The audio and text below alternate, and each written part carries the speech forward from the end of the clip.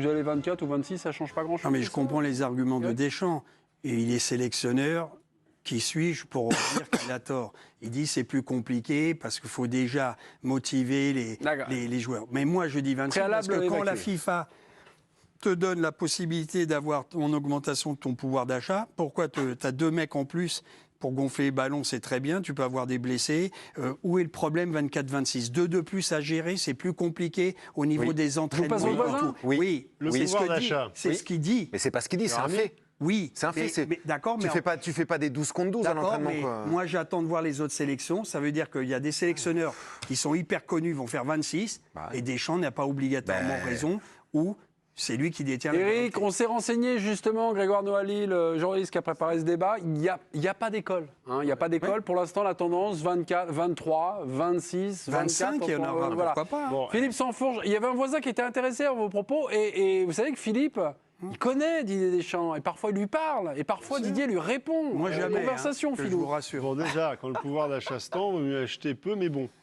Donc en équipe de France, c'est pareil. En ce moment, vous n'allez pas vous en tirer par une formule, Philou. Non, mais Didier Deschamps, enfin, Damien peut en témoigner, après l'Euro, déjà pendant, mais après l'Euro, je ne vais pas dire 80% de son analyse, mais une grande partie de son analyse de ce qui avait moins bien fonctionné qu'auparavant, c'était la gestion des joueurs qu'il fallait garder dans le groupe tout en sachant bien qu'ils n'allaient pas jouer.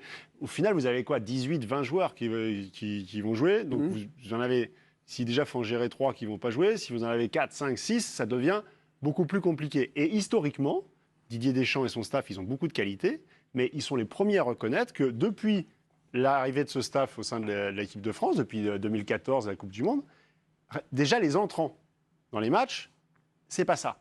C'est-à-dire qu'il y a toujours une difficulté à ce que les remplaçants soient au niveau des titulaires. J'en étais resté à l'Euro 2016 où aucun entrant n'avait marqué, c'était ça. Oui, mais bon, là, avec les offensifs, c'est plus facile de faire ce constat-là. Mais globalement, même dans toutes les lignes, et ça, Didier Deschamps, il y a encore 2 jours, en parlait, ça fait partie des... voilà, chaque staff a sa manière de fonctionner et a des qualités et peut-être des points sur lesquels tu peux progresser. Mais effectivement, on s'aperçoit au fil des compétitions que les entrants sont moins performants que les titulaires. Donc, a fortiori, ceux qui sont amenés à ne pas jouer. Attendez, Hervé. Moi, j'ai eu 15 blessés pendant cette fenêtre internationale, 15 blessés chez les Bleus. On va regarder quelques images, notamment le premier match contre l'Autriche, où il y a eu 2 chutes dans la même rencontre, c'est Koundé et Maignan.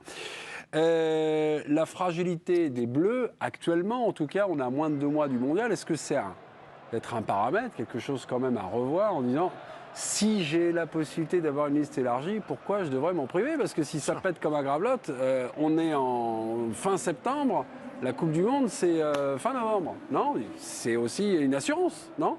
Ça peut aussi se... Dans l'idéal, s'envisager. Dans un monde idéal, pour une sélection, il faut avoir plus de monde. C'est toujours mieux. Après, Deschamps, on le voit au quotidien dans toutes les interventions qu'il fait avec les journalistes ici présents, qu'il a très peur d'annoncer aux joueurs qui vont devoir partir, rentrer, ne pas être sélectionnés.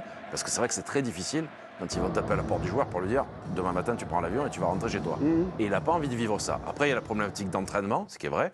Mais c'est pas comme en club. En club, si tu as 30 joueurs toute l'année, tu peux pas faire les entraînements. La sélection, ça dure très peu de temps. La préparation, on en a parlé, elle va être très très courte cette année. Sur les entraînements, c'est gérable. Humainement, c'est très difficile à gérer. Après, il y a des entraîneurs qui ont l'envie, le poids, le courage, la force d'affronter ça et qui préfèrent avoir un volant de joueurs plus important. Et ceux, comme Deschamps, qui aujourd'hui, sur Deschamps, il y a déjà des problèmes aujourd'hui avec des pseudo-titulaires comme Giroud, de dire s'il ne joue pas, comment ça va se passer. Alors pense un peu sur ceux qui vont faire les coiffeurs, comme on les appelle, et qui sont là pour du beurre. Un joueur qui se blesse pendant la Coupe du Monde peut-il être remplacé? On s'est renseigné, la réponse est non. Là, je vais citer la commission médicale de la FIFA. Le petit texte, un joueur de la liste définitive ne pourra être remplacé que s'il a été gravement blessé au plus tard 24 heures avant le coup d'envoi du premier match de son équipe. Le premier match de l'équipe des Bleus, c'est le 22 novembre contre l'Australie. La commission médicale de la FIFA approuvera en plus la demande si la blessure est suffisamment grave pour empêcher les joueurs de participer à la compétition. Donc voilà, c'est 24 heures avant et encore, Et encore, il faut vraiment que la blessure soit grave. Oui, Hervé. Ouais, moi, c'est pour ça que j'ai pas d'avis moi sur cette question. Ah bah, si vous n'avez pas d'avis, on passe. Non, c'est pas ça. Non, mais l'explication. Non, mais... Je vais vous expliquer pourquoi. Non, mais pourquoi Didier Deschamps il a raison de faire comme ça? Parce que effectivement, Didier Deschamps, il a ce problème-là. L'histoire Giroud, pour moi, c'était ridicule. On a déjà discuté. Je vois même pas pourquoi il serait pas à la Coupe du Monde. Mais il y a toujours cette sensation, mais s'il est sur le banc, je vais pas réussir à le gérer. Mais vous avez des entraîneurs, ça leur pose aucun problème. Il y a des entraîneurs, par exemple, je prends les équipes africaines que je vais suivre. Eux, ils prennent 26 joueurs. Puis si celui qui est pas content de pas jouer, il faut déjà qu'il soit content d'être avec là. Non, vous êtes en train de dire que Didier Deschamps est un mauvais manager. Ça, c'est bien. Ça veut pas dire qu'il est mauvais manager. Mais il y a un truc sur lequel il est assez fort, c'est ses relations humaines dans les groupes. Ça, c'est un de ses points forts. Mais c'est un de ses points forts, mais c'est pas quelqu'un non plus qui va complètement vers les autres. Il va pas se dire je vais prendre 26, 28, 30. Alors vous avez des entraîneurs qui pourraient prendre 28 joueurs s'il le fallait, en se disant on sait jamais s'il se passe quelque chose. Parce qu'ils ont la capacité à gérer ça. Lui, il a peut-être un peu moins. Et il a raison d'avoir. Et n'oublions pas une chose, tu peux avoir des soucis avec le Covid.